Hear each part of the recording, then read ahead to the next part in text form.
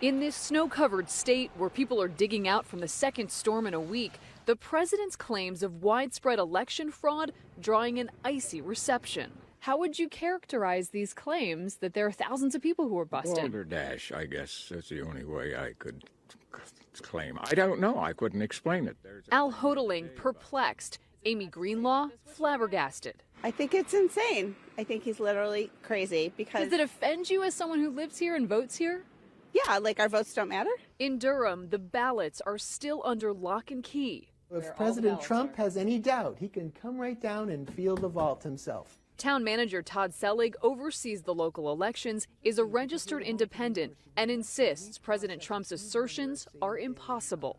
It's unpresidential, it's inappropriate, and I say to the President of the United States, if he has proof, bring forward his proof. And if not, then please stop saying it, because it's just wrong. The conspiracy theory didn't originate with President Trump. It started swirling in the 1990s when the then Republican governor opened up same-day voter registration. Simply show up to the polls, present your ID, and prove you live here.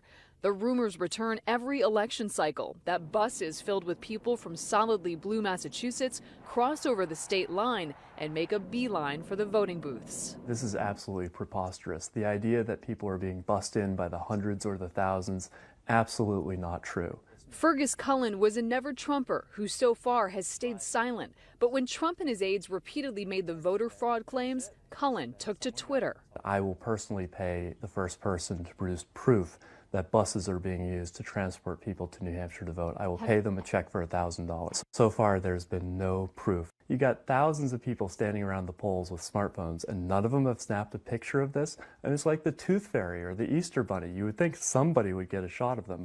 Hillary Clinton took the Granite State by close to 3,000 votes. The Attorney General, though, says there is no evidence of widespread voter fraud. Todd Selig points out the polls are staffed by local volunteers. They know most people, and busloads of out-of-staters would certainly stir suspicion.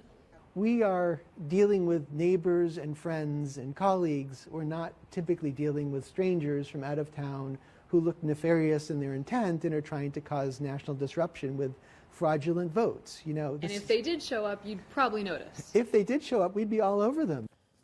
And Jessica Schneider joins us now. Do we know anyone in the Trump administration has even been to New Hampshire to investigate these alleged allegations?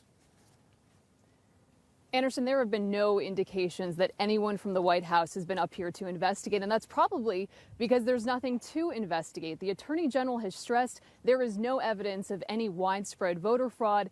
As for the White House, they have not responded to our request for comment, and of course they haven't provided any evidence of the thousands of people they claim have been bussed up here to vote.